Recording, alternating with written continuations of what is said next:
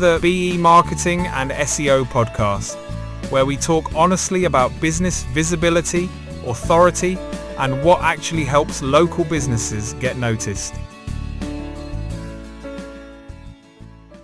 Hello, and welcome to the Local Business Visibility podcast, where you, as a small business owner, can get tips to help you get more leads and customers online.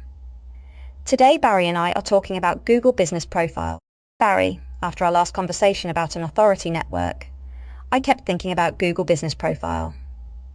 Whenever I speak to local businesses, they seem to believe that's the answer to everything, almost as if Google Business Profile is their website. Why do you think so many people think that? Hi Emily, let me explain this in the best way I can. In fairness, Google has done a brilliant job of making it visible. Search for a local business, and it's often the first thing you notice. There's the map, the reviews, opening hours, directions and phone number.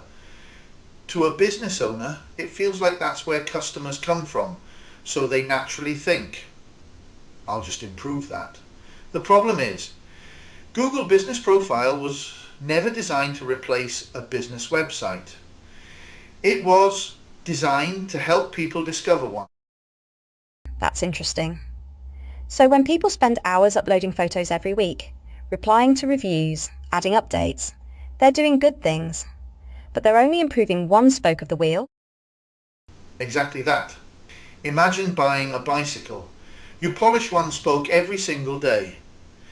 Eventually you've got the shiniest spoke in Britain, but the rest of the wheel is rusty. It still won't ride properly. That's what I see with a lot of businesses. Fantastic Google Business Profile, very average website.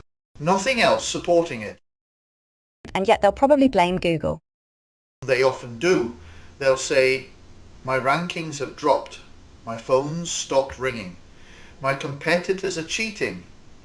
Sometimes they're right, but not often, because Google hasn't changed much at all.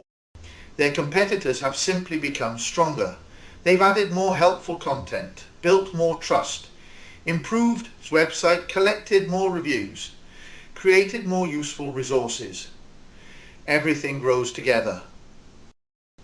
One thing I don't understand, Google already knows who you are through your business profile. Why does it still need a website? Because Google isn't trying to answer one question, it's trying to answer hundreds. Let's say someone searches, can rotten sash windows be repaired? And Google Business Profile can't answer that, but a good article can. Or someone searches, how long does a resin driveway last? Again, that's a website question, not a Google Business Profile question. The website carries the knowledge. The business profile introduces the business. So they're doing completely different jobs. They are. One helps people find you, while the other helps people choose you. That's a really important difference. I hadn't actually thought about it like that. When I look at a business online, I nearly always end up on their website before I decide whether to contact them. Most people do. They'll check your reviews, then your website, then perhaps your Facebook page, maybe even your YouTube videos. Customers build confidence in exactly the same way that Google builds confidence. They look for consistency. That makes sense. If your website says one thing, your Google profile says another. Your Facebook page hasn't been updated for 3 years. It doesn't exactly inspire confidence. Yes, you get it. And confidence is really what we're talking about. Authority isn't some mysterious SEO trick. It's confidence. Can Google trust this business? Can customers trust this business? If the answer is yes, then everything starts working together. So if somebody listening today only had one thing to improve this week, what would you tell them to do? I'd keep it really simple. Open your website and open your Google Business Profile. Compare them. Do they describe the same business? Do the services match? Are the opening hours correct? Does the website actually help somebody? If the answer's no, start there. Don't worry about complicated SEO. Get the foundations right. Everything else becomes much easier. That's great. Thank you for your insights. Next time we're going to explore something that sounds a bit mysterious.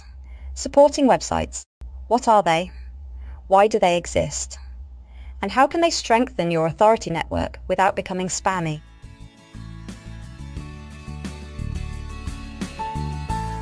Thanks for joining us.